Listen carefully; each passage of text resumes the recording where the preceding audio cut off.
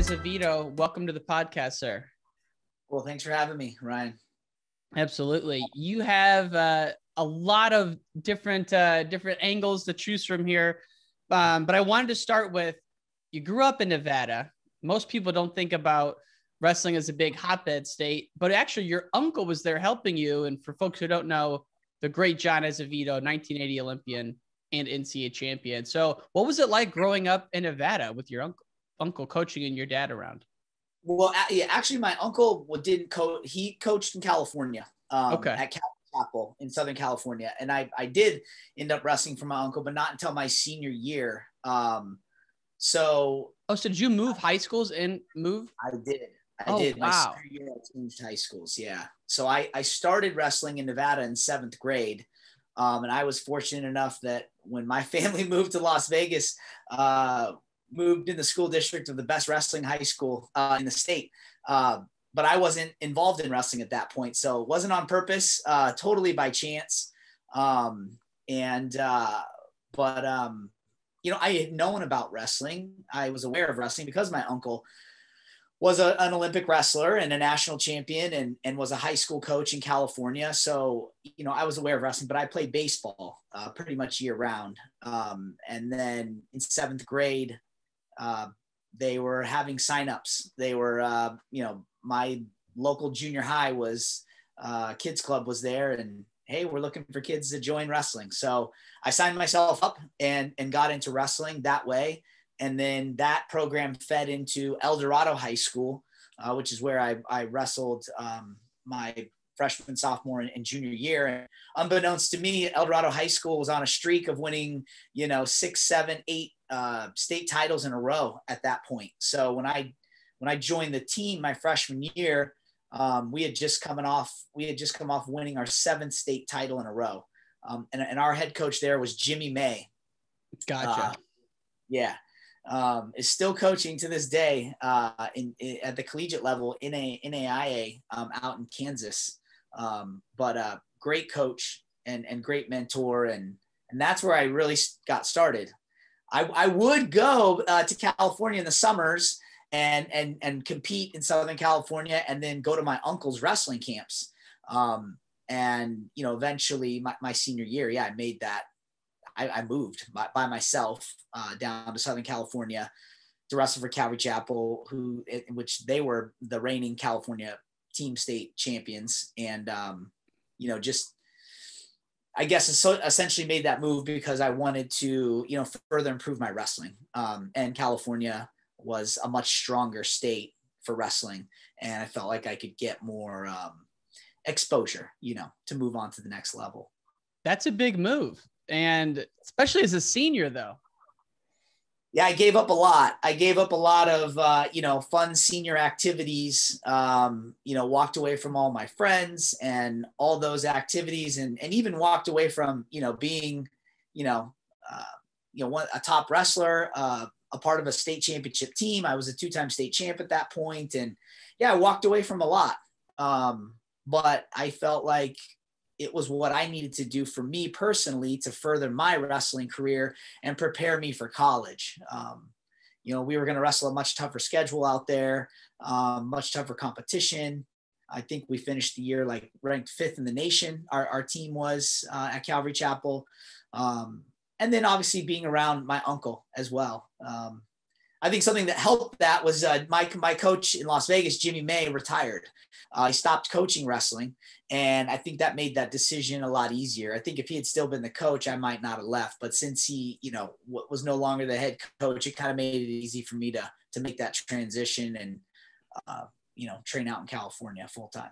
So what was the jump like, being a 2-time Nevada state champ, going to California? How did you do? Well, I mean, I finished 3rd in the state. But yeah, it was just, it was a lot deeper, I think one thing that needs to be noted is Stephen Abbas was the state champion at my weight class that year. We're in the same grade and same age. And he was going for his 3rd state title. And, I knew I had my work cut out against him and actually ended up facing him 2nd round at the state championships. And he beat me up pretty good. So, I still had a ways to go, and going from Nevada to California, it was a big jump. I mean, I was on par for the most part, but Abbas was a whole nother level. For sure. He's an all-timer, obviously, but to run into him early and then come back for third, that's still obviously, as good as you probably could have hoped for at that point, coming from coming over from Nevada. And I didn't really know kind of where the competition level stood between the two. So, yeah, I just think Nevada's has always had a lot of great individuals. The depth just isn't the same as it is in California. And I think just, even for me going to Calvary Chapel was just, I was going to have some great partners, higher level competition. We were competing more of on a national level. So it was a good move. My wrestling really, jumped as an individual. I got a lot better. And it was, it was the best thing for me to do at that point. How would you describe your uncle's coaching philosophy? Like his approach? Very, very technical. He loves technique. I mean, he's a wrestling guru. I mean, he lives it, he breathes it. I mean, still to this day, he's on the mat. One of his most recent proteges, Evan Wick. He loves to get on the mat. He loves to work with kids. He loves to help them, achieve their goals. He was, known for his technique as a competitor. Him and Joe Gonzalez were teammates at Cal State Bakersfield. And I, still to this day hear stories of when those two would warm up, were warming up and drilling for a competition, that people would crowd around the mat and watch them because the way they drilled was, unique. Nobody drilled, at that pace, at that intensity with such precision. It was kind of a newer thing. People that were around wrestling at that time give, John and Joe a lot of credit for, kind of bringing that style of training and drilling, to the sport. And today, it's like, drilling's a big part of wrestling, and doing it, machine like. That's what John is really good at, producing just technical machines, because we would just drill a lot. He demands perfection, but I think he does it in a very caring and nurturing way. Well, you mentioned Joe Gonzalez. He's been on the podcast, and for folks who don't know who that is, watch his match against Gene Mills, one of the craziest matches of all time in the NCAA finals. But Gonzo said your Uncle John was one of the best lightweights, if not the best lightweights of all time, just totally untouchable. And to think that Cal State Bakersfield was a Division II school at the time is pretty awesome. To think that these California guys are coming in and winning D1 titles when it's a Division II school. Obviously, rest in peace to the great Joe C, who created that whole structure. And so the reason I was asking about your uncle, though, is from what I heard from Gonzo is that it was very technical. So was there a lot of running and lifting, or was it more like wrestling type conditioning? Wrestling. Yeah. It's funny because John's very humble. He doesn't like to talk about himself that much. And sometimes getting stories and information out of them is not always the easiest thing. But, when you can get to kind of open up, he said that they would it was wrestling. They would wrestle 2 times a day, pretty much every day. In the morning, they would drill for like 45 minutes to an hour. And he said it was nonstop. It was like one guy would go until he was, a little bit, hey, felt it. It's like, all right, now it's your turn. You go. And he said they would just hit takedown after takedown and go for 45 minutes to an hour straight. No talking, no stopping, just going.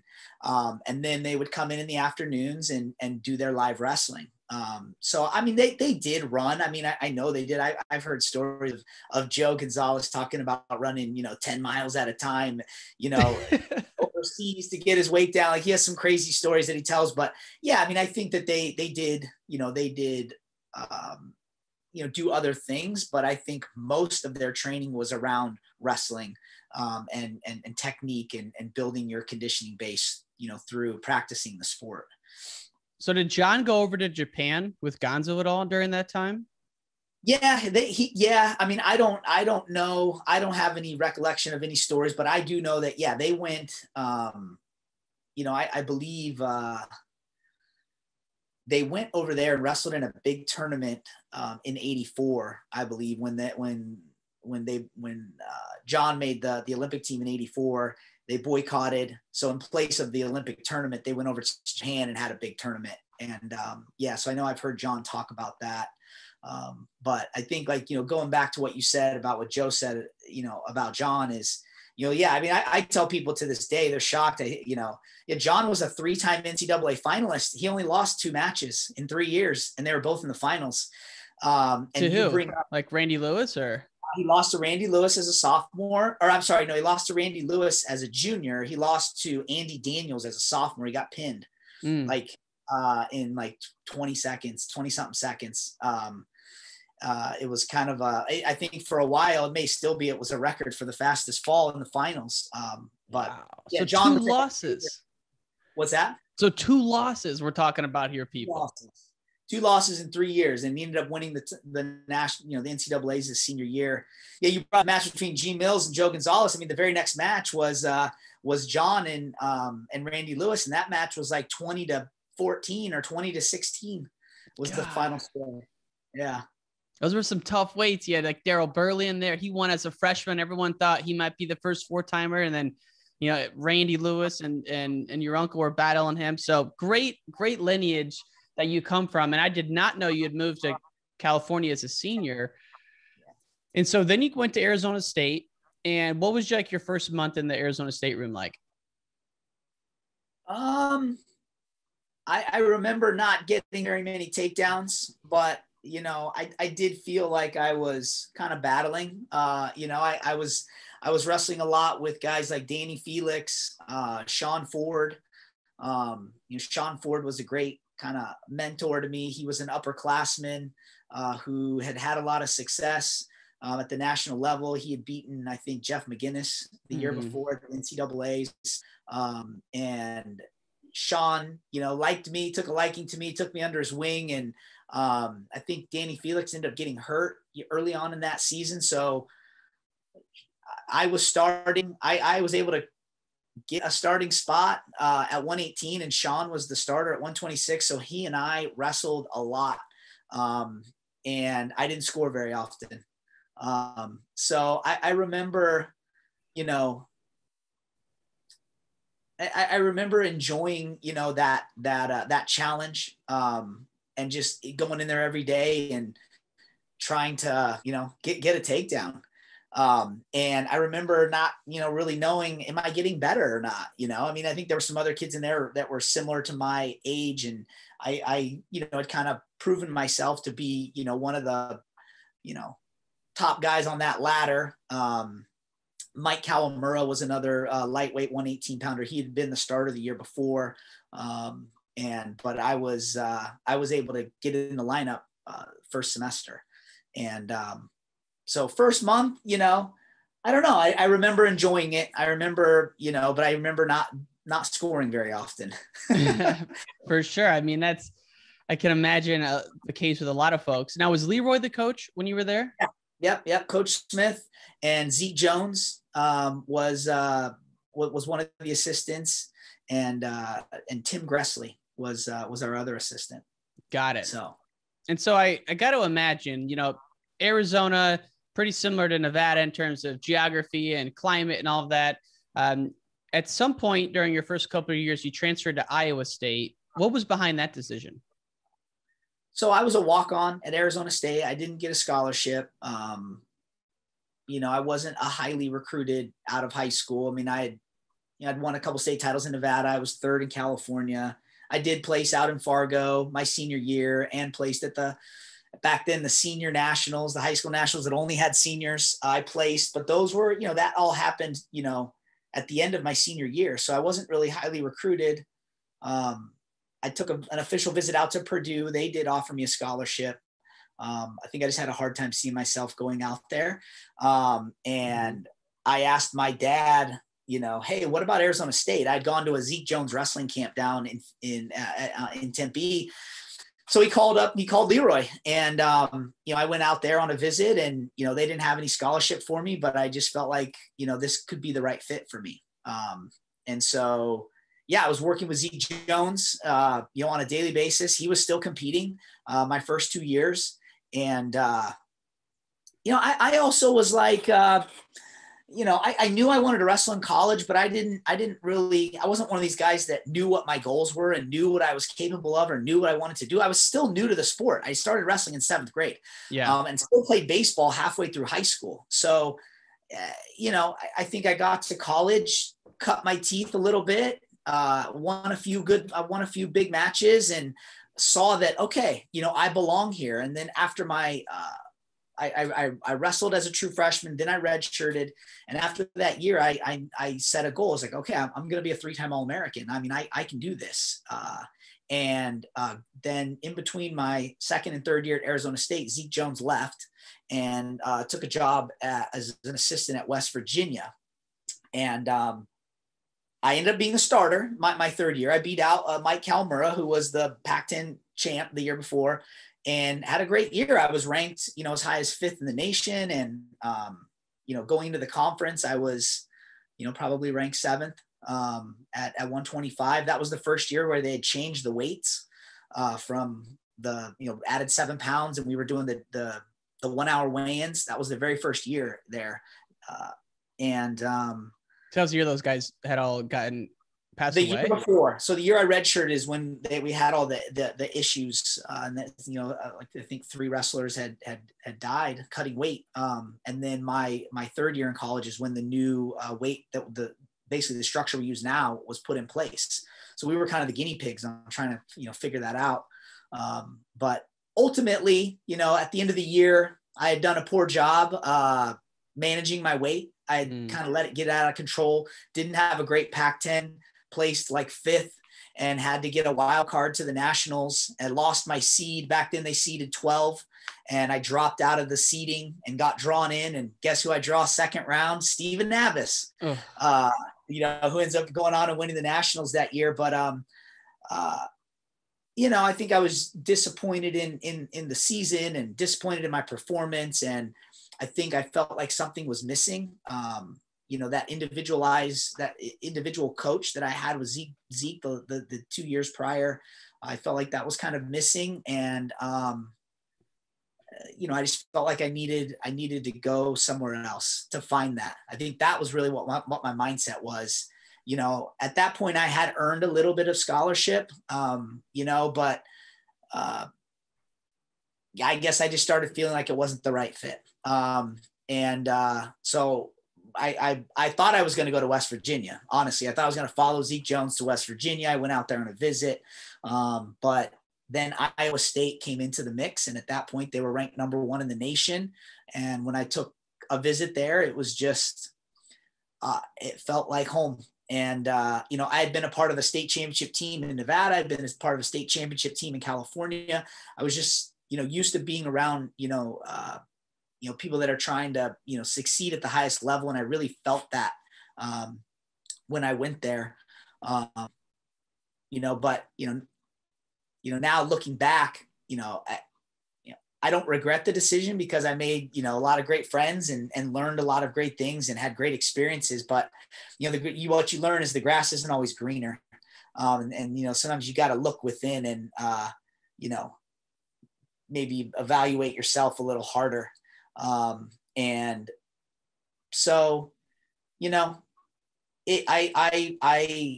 I appreciate the journey that I was on and that I took, because I think I was exposed to 2 different ways of doing things, but not necessarily one being better than the other. I mean, when I was at Arizona State, we were a top 10 team. I mean, every year we were top 10. I mean, we had a great lineup, and we had a lot of talent. So. And I even heard back, I've had Aaron Simpson on, and I don't know if that was your era or not. Yeah. Yep. It was. He said that some of those regular season, like all the way up to the Pac-10, ASU was having great seasons, and sometimes just overtraining, and guys just really didn't have the Pac-10. Is it Pac-10 or Pac-12? I always forget. Well, it's Pac-12 now. It was Pac-10 then. Yeah. But like just in general though, like Pac-12s or nationals didn't always go like as you thought, but seasons, Arizona State was, like you said, one of the top teams. Yeah. I mean, we would go out to national duels and place every year, knock off teams in duels. What was Bobby like when you were? Say that again. I was like, what was Bobby like when you went on the tour to Iowa State? Just remember Bobby was, he's got a really deep voice. And I think that sometimes that can be a little intimidating, but then when you like sit down, for dinner with him and he starts telling stories and he kind of lightens up and you see like the softer side of him, but sometimes he can, be very, direct and I don't know if gruff's the word, but he's just got that, that voice. And, I think as a young kid, that can be a little bit intimidating, but then you get to know him and you realize, he's got a soft heart. I think what sold me more than the coaches was the team, obviously Bobby was a legend and Chris Bono was on staff and Tom Ortiz at that point. So those guys, all made me feel at home, but, just when I went on my visit, guys like Joe Heskett and Cody Sanderson and Billy Maldonado, they made me feel at home. They made me feel like I was already a part of the team. It was just like, hey, we want you here. We need you. We want to win a national title. And, they just made me feel really a part of the program, before I even was. And so like I said, I think, sometimes looking back, maybe individually, it didn't end up being the best decision because I didn't achieve my goals. But I think team wise, I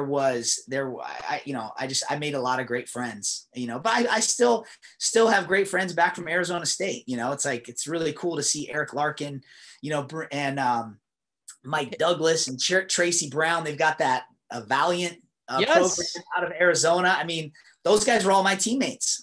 So it's so cool to see them and, Eric and his boys now are. Did you see his son this summer? Oh yeah. God, he's so good. Yeah.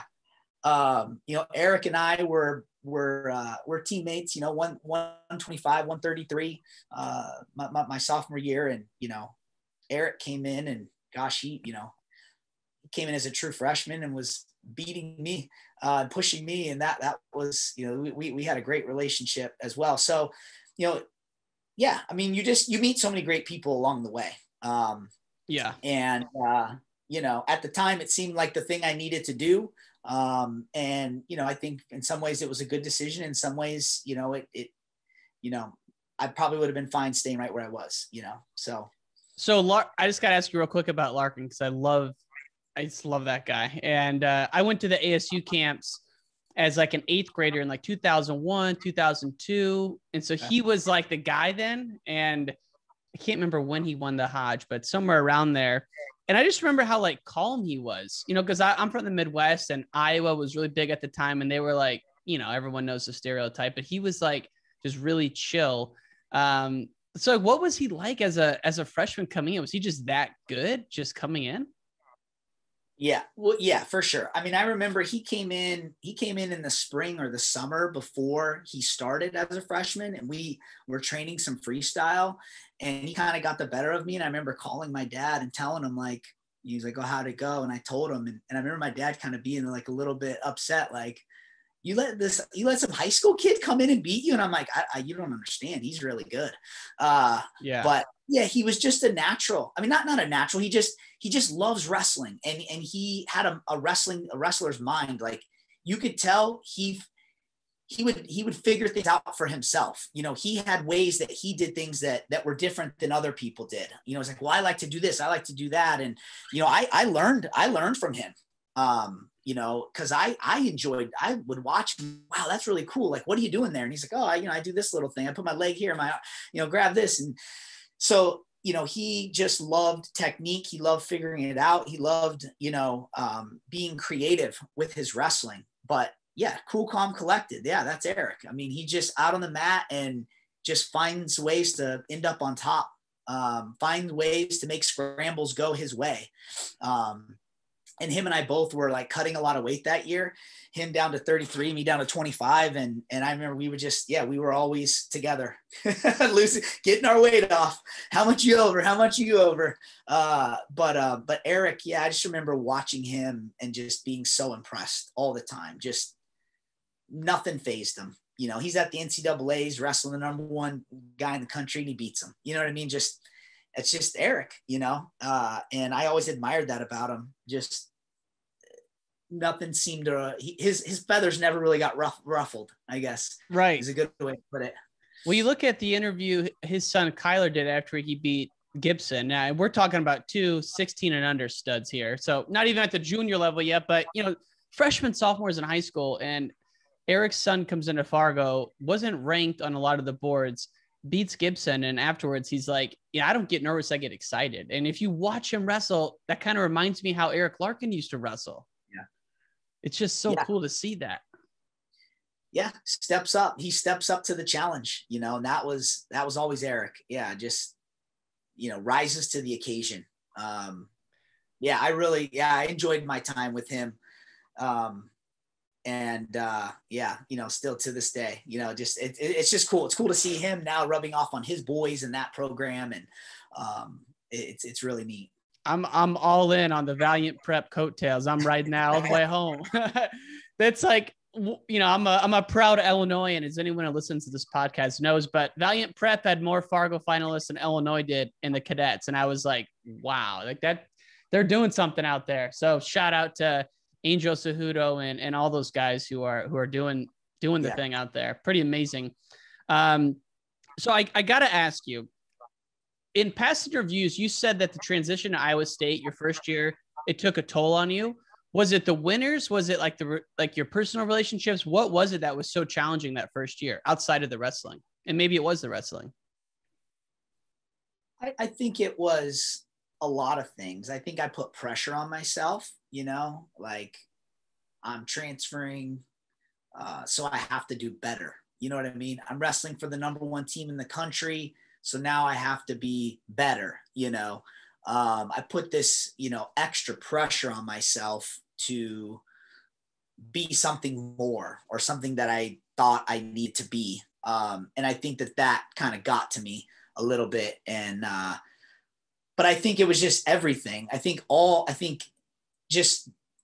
Different weather, different teammates, different coaches, different training. I mean, the amount of work that we did at Iowa State was crazy. There's no way anybody out-trained us. Really? Tell me about it. No way. There's no way. I mean, and to the point where, you know, maybe it was potentially too much.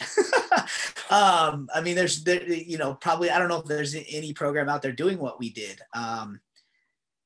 We would do these preseason stadium workouts that were just, you know, 2 hours of just nonstop, some of the hardest things you can imagine doing.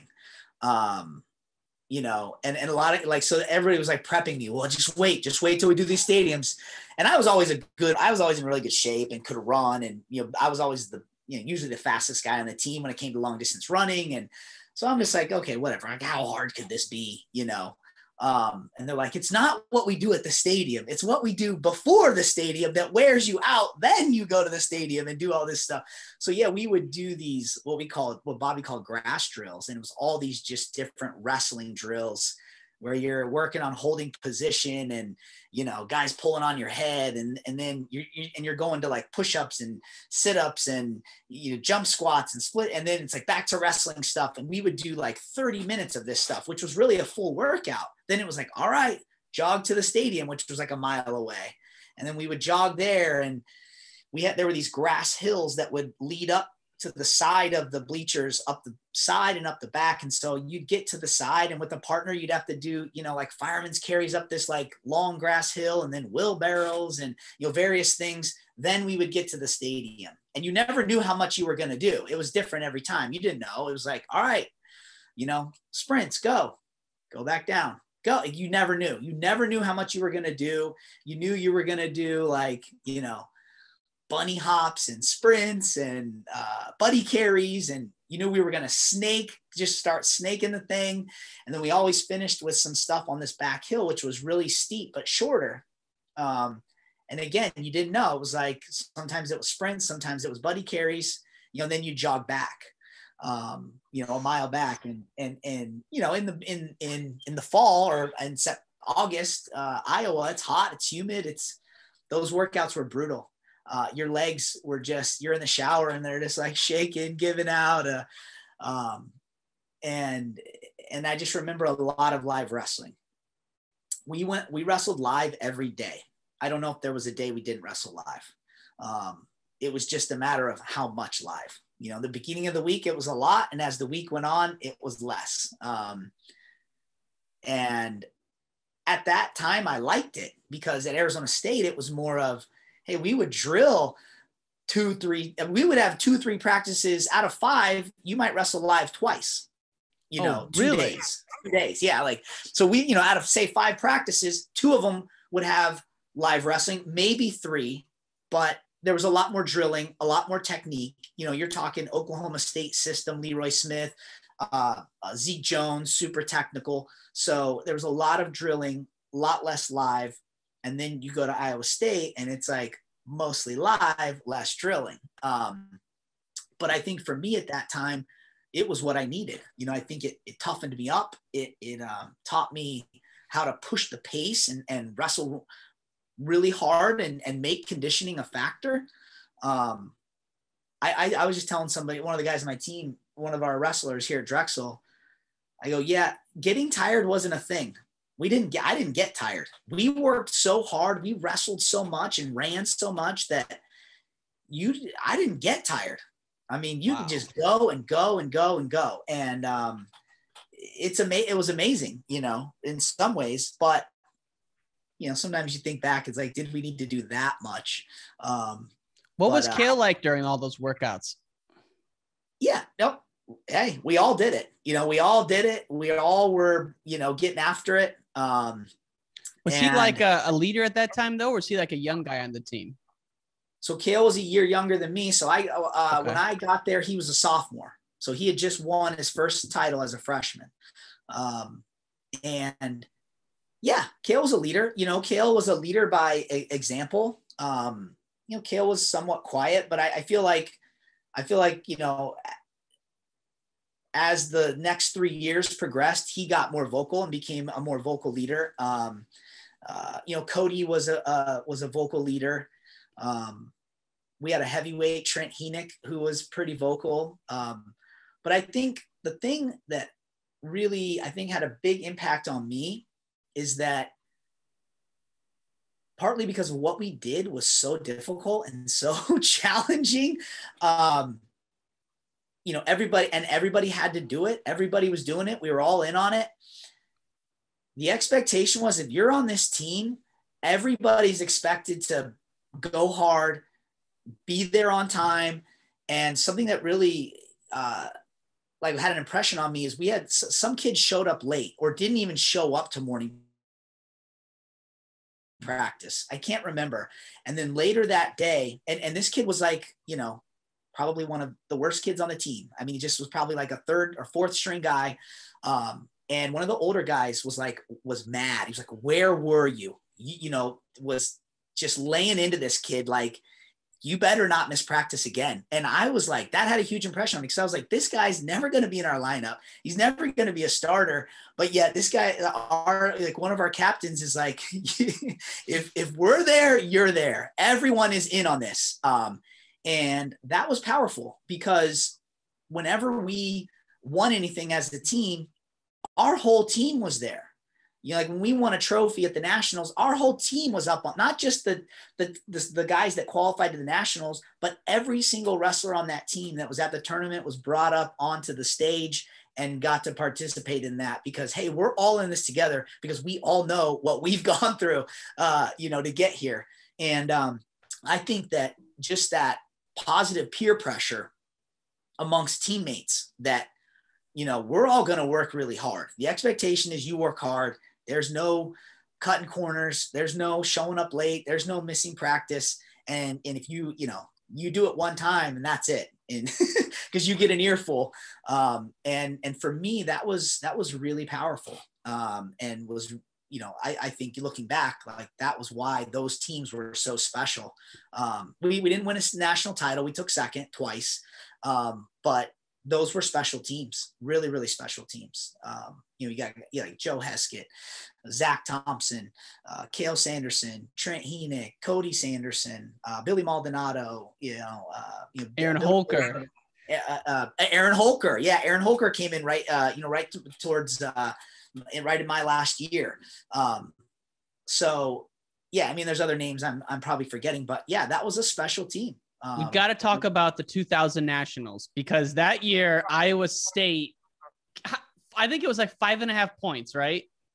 Lost to Iowa. Both had one champ. I know, a lot of people who are huge Bobby Douglas fans always say it's just a shame he never won one. That had to be the closest. What do you remember about just that team race there in 2000? Well, I was at that tournament. Yeah. And I was 0-2. I didn't get an automatic bid. I had to get a wild card, but I actually didn't get selected. We called them wild cards back then. I didn't get selected for a wild card.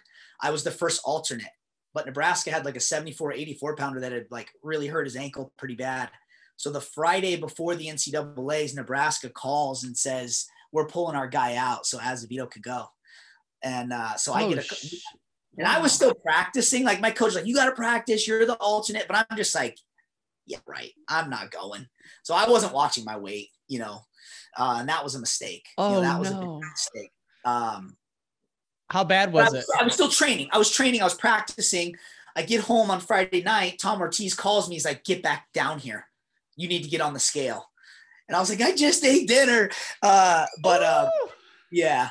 I was probably like, I probably wasn't that much. I was like 17 over, probably something like that. 17, 18 over. But anyway, so I was at that tournament. I went 0-2, but our team is wrestling awesome. But we had a couple other guys, like Sony Marshetti was on the team that year as a transfer. Billy Maldonado he was at 41. Billy was at 49. We had a couple guys losing the round of 12, like Cael Sanderson. So I think like Cole, Billy, and Sonny all lost in the round of 12 or round of 16. I didn't end up scoring any points that year, but we were winning. We took an early lead because Iowa had a couple guys falter. I think Schwab got upset. I think TJ Williams got upset. So they had a couple like guys that were expected to be in the finals get upset.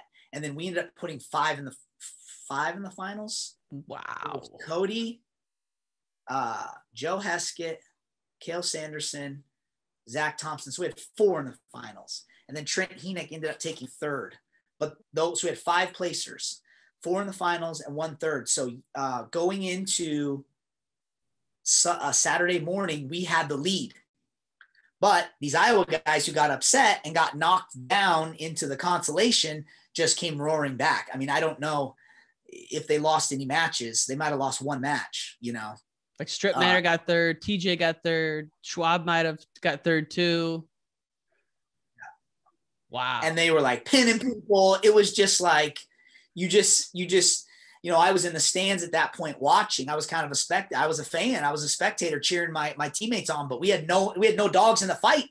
So I went Saturday morning and watched. We had nobody wrestling, Trent. I guess Trent Heenick was. So he did come back and take third. But Iowa's got all these guys in the wrestlebacks and they're just like pin, tech, major. It was just like, oh no, what's happening? So then by Saturday night, they had a lead. And we needed to win too. And we did, when we matched up against Iowa at 133, Cody had Juergens. Cael had, I think, Vertus Jones, I think that year. Joe Heskett had Pritzloff. Oh, Pritzloff. He had Pritzloff. And that was Joe's sophomore year. So he was in the finals for the first time. He had Pritzloff. And then Zach Thompson had Brad Varing. And then Cody loses to Juergens in overtime. I think he got taken down. Joe lost in either overtime or double overtime. I think it was overtime. I think he got taken down. Then Cael got a tech, I think. And then Zach Thompson lost in the ride out, the ultimate ride out. So we lost 2 overtime matches and 1 double overtime match. And if any one of those guys wins, you win, right? Yeah. We needed Iowa to, I don't know if they only had the one guy in the finals. Maybe they had one other. We needed them to lose 1 and us to win 2, and it didn't happen. Wow. What a team race for the ages. Yeah. I gotta ask you about Sony Marshetti. I've heard nothing but legendary stories from this guy. I know him and Joe were both from Ohio, and that he was just like a destroyer in high school. What do you remember from working out with him when he transferred over? I know he was at the tail end of his career. Well, you know what? I didn't actually end up working out with him very much because he was actually quite a bit bigger than me. And he was a 41 and I was a 25, but he was a bit bigger than me. But we rolled around a little bit. But yeah, I was on the team with him for 1 year. And yeah, he was just an incredible athlete. He was just one of those guys that, even in high school, you watched him kind of in awe. It's like, wow, this kid is just, he's so fast. He's so explosive. And, technically he could do so many things. And, I think in some ways his style might've been a better freestyle than folk style. Cause he would just hit these blast doubles and put guys on their backs, but there'd be so much momentum that he'd roll through and not take the guy down. But yeah, just an unbelievable athlete, and just super intense. Yeah. Man, I didn't realize how deep that team was. And I was Sonny and I were transfers. We had just come in that year. He had come in from Lassen, and I was in from Arizona State. But yeah, the team was already really deep, Yeah, I mean, it's crazy to think back. And I forgot that Tom Ortiz was the assistant because Bobby was the coach at ASU, and then Tom was a coach at ASU for a long time after that.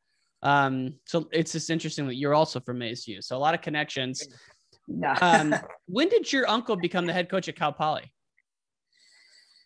So during my last year at Iowa State, he became the assistant coach at Cal Poly. So essentially they brought him in. He was going to be the assistant for 2 years and then take over.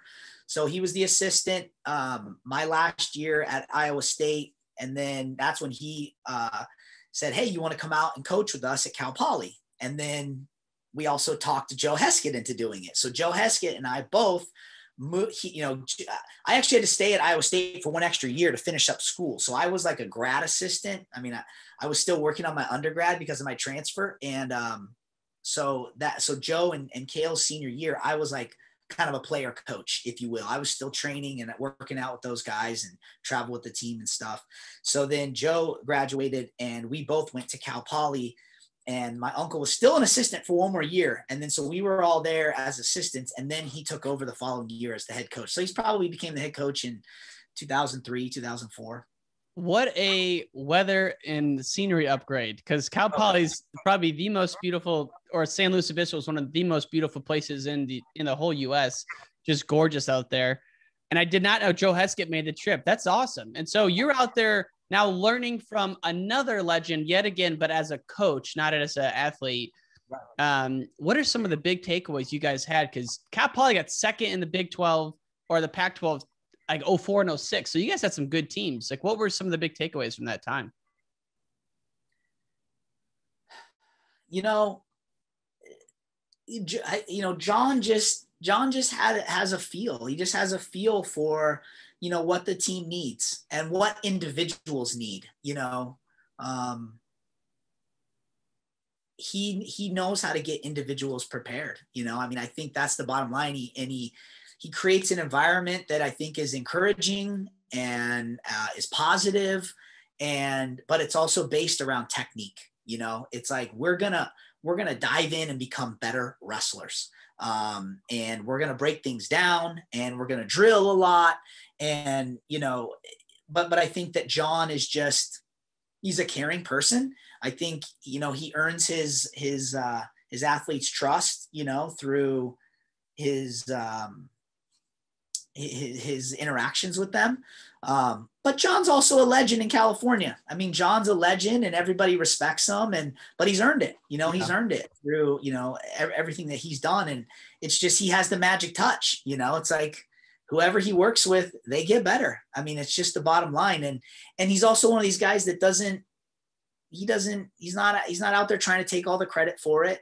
He's not doing a bunch of interviews and talking about this or that. And he just likes working with kids and helping them win. And that's, and that shines through, you know what I mean? Like he really cares.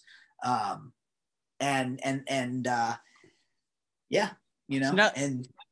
So now that you're a head coach, how would you describe your philosophy? I know you're a technique guy and you love it, but you've also seen the Midwest way of like kind of pounding in the conditioning. So like, how do you kind of take all these experiences for your own plan?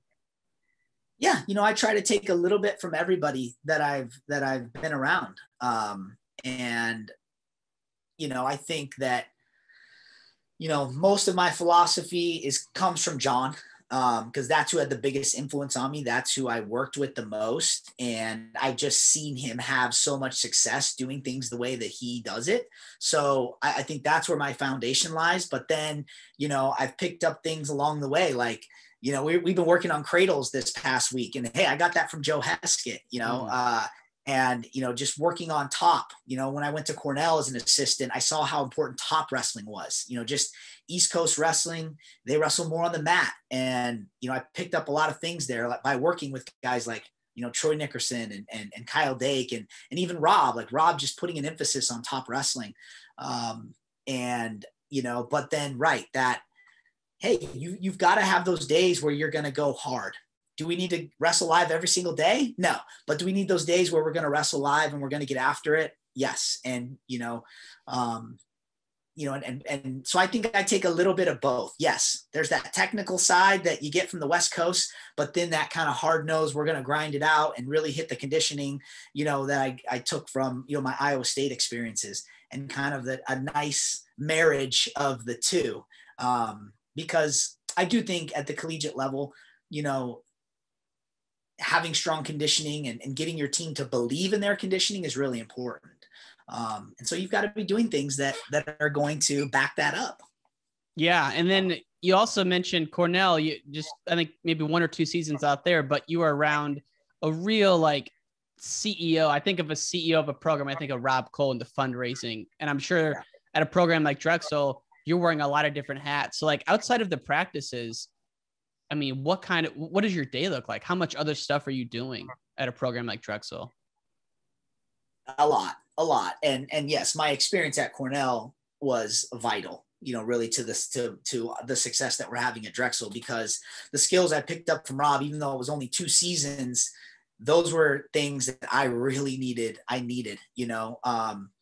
why I always kind of say, from John, I learned how to train kids, how to work with kids, how to, create a wrestling, structure, a training structure. And then from Rob, I learned, how to do all these other things, the recruiting, the fundraising, the marketing and promotions. That was one of my number one jobs at Cornell, was marketing and promoting the matches.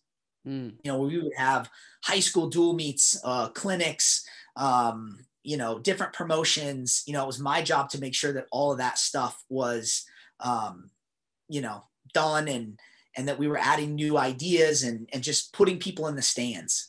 So that was one of my number one jobs, and that was huge. And then I organized the golf outing the 1 year, so I got a little bit of taste of that. But I think just being around Rob and hearing him talk about what he was doing and what he had to do to get Cornell to where it was, that's a lot of what rubbed off. And maybe I didn't get to do a lot of it firsthand. I just learned that, hey, this is important. Relationships, building relationships. That's probably the biggest thing I got from him. You have to build relationships with your wrestlers, with your alumni, with your athletic department, people across campus. Relationships are going to be your lifeline to everything. And that was huge. That was something that was really powerful that I took away from him. Yeah, it's like, a lot of wrestlers, sometimes we think of ourselves as hard-headed, maybe not the best relationship builders, but you look at any of these guys who have built programs, that's the first thing they say. So when was the first time you got a call regarding the Drexel job? I want to say, I think Rob talked to me about it. Honestly, he knew I wanted to be a head coach. You know, I was kind of at a crossroads when I was at Cal Poly. My freestyle career had ended in 2008. I stayed on at Cal Poly for one more year. And I was kind of like, do I want to keep going down this college coaching path, or do I want to like maybe coach high school or do a club? And I just had kind of made my mind up, you know, hey, I'm going to go for it. Why not? I've been coaching in college now for 7 years. It's like, I put some time in, let's go for it, because I knew it'd be difficult. I knew it'd be difficult to become a head coach. Just there's not that many jobs out there. But then I was like, you know what? I need to position myself. I need to get a part of a program that's going to compete for a national title, and that can kind of give me that stepping stone to that. So I had a relationship with Damian Hahn, and that's how that happened. I ended up getting to Cornell. And then Rob was always like telling us, hey, this job's open, that job's open, you should apply. And, you know, I remember a lot of us being kind of like, you know, he's like, you could do it. He's like, what's your hesitation? You know, you could run a program right now, you know? But Rob was like, you should look into this Drexel job, you know, and he knew kind of the ins and outs of it. You know, he knew that, you know, we had fully funded scholarships. It's in the city of Philadelphia, which he knew that I liked, you know, being in more of that type of atmosphere versus like maybe the rural Ithaca. But he, you know, he also said that, you know, we have our co-op program, which is very unique. You know, we're the only, you know, school in the country that has this, you know, work program where our kids are working while they're going to school. And so he's like, I think you could really do well here. And so I think Jack Childs, who was the coach here before me, had reached out to Rob. And so that was kind of how it started. And then I had talked to Jack, and then I ended up, you know, applying for the job and talking to the administration here. And, I mean, there's a funny story behind that too. I mean, I definitely wasn't the top pick. I was probably like in the top 3 or 4, but, you know, they offered the job to 2 other people. And it got turned down. And then there was kind of like this kind of second, you know, round of interviews, and that's how I got the job. But I always believed I was going to get it, you know, and when I didn't get it, when I thought somebody else had it, it was kind of like, well, I guess not. But then it was like, Jack called me. He's like, the search is back open. Coach Childs called up. And so I got back in the mix and got the job. And yeah. Were the other 2 guys still in college coaching? Yeah. So from what I heard, the job was offered to Chris Ayers, and he turned it down. But then the job was offered to Brad Dillon at Lehigh, and supposedly he had accepted. But then Lehigh countered, you know, and made his position a little bit better there at Lehigh. And so he pulled out kind of last minute. Got it. So then I was next up. So I feel fortunate, you know, I feel really, really fortunate. And it's been great. It's been so cool to see the program build, and you've been there since like 2010, is it? 2011. And yeah, I mean, just the growth of the program, the growth in the qualifiers. And then, you know, all of this, a lot of people don't know, I didn't know this, that Drexel and Penn are like 2 blocks from each other. And so your guys' RTC is pretty cool. Can you speak to that a little bit? Yeah. Yeah. So, you know, when I first got here, Rob Eider was the coach. And obviously I came in, I was like, I want to start a regional training center. And so Rob and I sit down, and they had already had a training center in place. And he was like, hey, why don't we just, you know, kind of share, you know, the title. And so we did, but it wasn't super organized. It was kind of just an RTC and name. And then when there was a coaching change, Roger stepped in and created the Pennsylvania Regional Training Center, and really kind of created this, you know, this great organization with a lot of great people involved. And so we kept, you know, this partnership going. You know, I told him, I'm like, look, you know, if you're going to have an RTC, I would love to keep this partnership going. And because I think it just makes sense. We're so close. This is the only place in the whole United States where 2 wrestling teams are literally walking distance away, 2 blocks. So it just makes sense. And yes, it's been a great partnership. You know, a couple years in, we hired Brandon Slay as the head coach. And, you know, Brandon just has really taken this organization to a whole new level.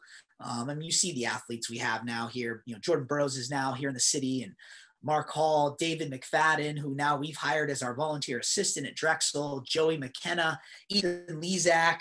I mean, this is an incredible group of senior level athletes that we have, training with our Drexel and Penn wrestlers. And, that's a large in part due to Brandon's relationships, just across, USA Wrestling. But yeah, even I just had a conversation with Brandon, recently. It's like, it just makes sense. It's like, why are we doing this? Because it makes sense. Why wouldn't we pool our resources together? And when we get together, it's like, sometimes we have, 8 coaches in the room at one time, 8 college coaches in the room. And, these, 6, 7 senior level athletes. And then there's Drexel and Penn wrestlers. And so, for, some of these senior level guys, it's like, why wouldn't you come to the Pennsylvania RTC, the PRTC, when you have 2 college programs that you can get partners from?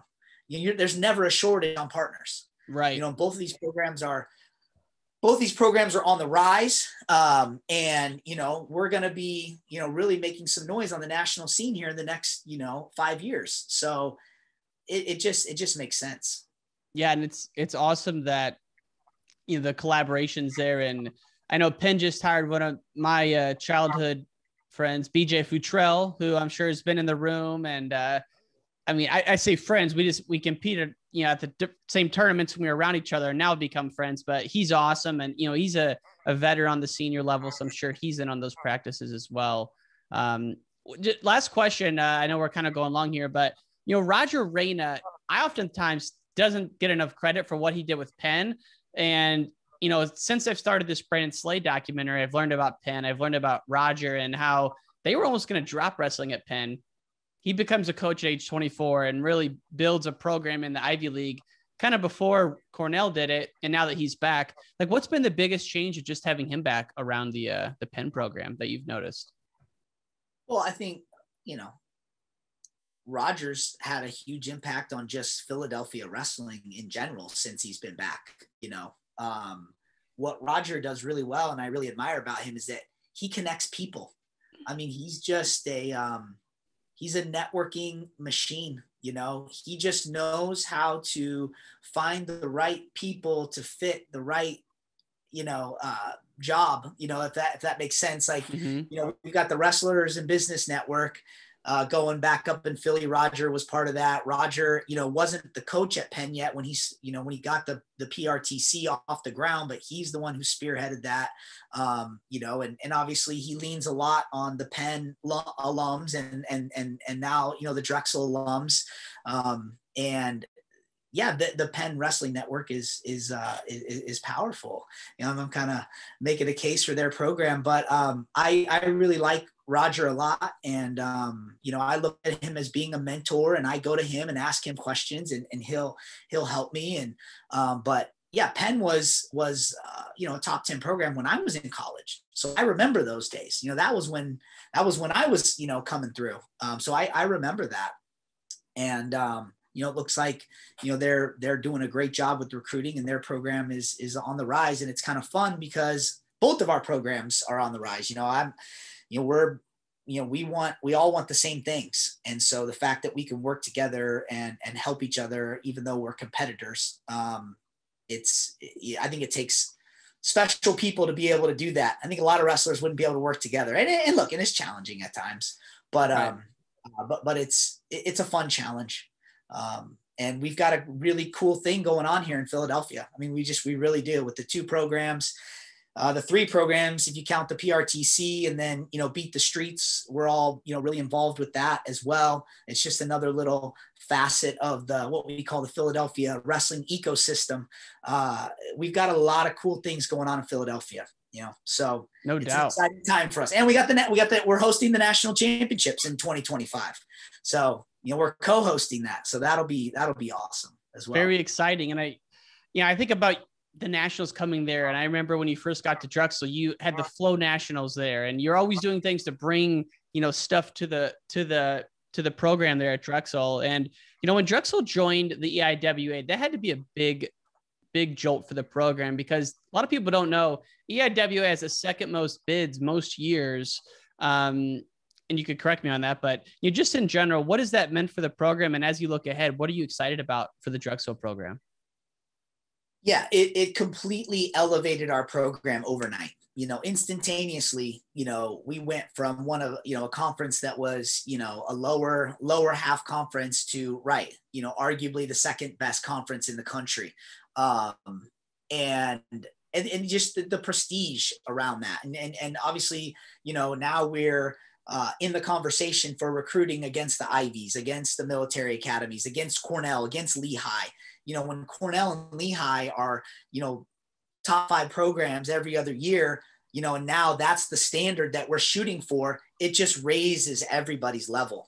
It raises the recruit that we can get and, just raises our expectations. You know what I mean? And yeah, our first year in the EIWA, we put a freshman in the finals, and it was just like right then and there, you're like, wow, here's the impact. You make the finals of the EIWA, you're seated at the national tournament. I mean, so it was huge. It was huge. It was definitely, a shot in the arm to the program and our recruiting, especially. And yeah, our goal is to win the conference, and we believe that we can do that, and we believe that we're making that progress. We feel like we're going to put the best team that our program's ever seen on the mat this year. And we've got a great coaching staff. We added Scott Parker, who's a 2-time All-American from Lehigh, in December, and now McFadden's on board, and I'm still looking for my third assistant. So I'm back in the process of hiring a new coach. But we've got a great coaching staff, and we'll add another great coach. And, our program is really just, I think, about to take off and see, the best years it's ever seen. So I love it. I'm so excited for the next year. And I understand you do a duel each year where it's like sell the place out. Do you have your schedule yet? And do you know when that will be? Because it'd be fun to come out for that. We don't. So Spirit Night, we don't know what night. Yeah, Spirit Night. We don't know exactly which match is going to be Spirit Night just yet, but we're going to have Oregon State at home. We're going to have Purdue at home. We're going to have Cornell as well. So maybe it'll be Cornell, but we'll see. Yeah, we usually try to, pick a duel that we know is going to be challenging and where we really want a crowd that's going to give our guys that extra boost. But that's always a fun night. For sure. I'll let you know once we decide what match that's going to be. I'll let you know. Awesome. Well, Coach, I really enjoyed the conversation this morning. It's been a lot of fun, and you cover so many areas of wrestling. It's just been like I said, a lot of fun to research this. Any last words before we sign off? Oh wow. No, I don't think so. I mean, this was a lot of fun. I appreciate you, taking the time to talk to me and let me talk wrestling. I like talking wrestling too. It's fun. It's fun to kind of talk about people other than yourself. Yeah. I've been around a lot of great wrestlers and a lot of great coaches, and I've been super fortunate. And maybe I like to name drop, but I think because for me, it's like, I'm even blown away by the people that I've been able to be around, as a coach and as an athlete. I've been lucky, and I try to take all those experiences and apply them to, what I'm doing now. Try to take a little bit of wisdom or a little bit of technique from everybody you come across and, pass it on to my athletes. So that's awesome. Will we see a Cal Poly Drexel duel anytime in the near future? Oh yeah, for sure. We were out there we went out there. We took our whole team out to California, December of 2019. Okay. And we actually went out there, trained with Cal Poly a little bit. We dueled them and Stanford and Cal Baptist. So, I try to get to San Luis Obispo about every 3 years. Probably every guy on my team that I've coached at Drexel has been to Cal Poly. So I try to get that as much as I can. Yeah. As they should. And I love the there's a little bit of momentum around the California RTC out at Cal Poly right now with the Meathead Movers guys. I love Aaron. Aaron Steve. Yeah, that is that's awesome. I mean, I am so happy for those guys. And obviously my uncle's a part of that as well. But that building that they're going to, turn into a wrestling facility is really, really cool. And it's, obviously being from California, I always root for the California programs and root for California wrestling. And I'm really happy to see that. So I know my uncle's super excited. I know he's excited about the Wick boys being at Cal Poly as well. And that's that's awesome for them, you know, and Yeah. obviously I still have a lot of ties and I know Aaron Steed, you know, we go way back as well. So it's, I'm really happy for them. Yeah. For sure. Well, that's a good way to sign this off. Coach, you have a great day, and thanks again for the time. Yep. Thanks. That's it for this episode, folks. Thank you so much for tuning in. This episode was brought to you by Manscaped. Get 20% off on your next purchase with the promo code WCML at manscaped.com.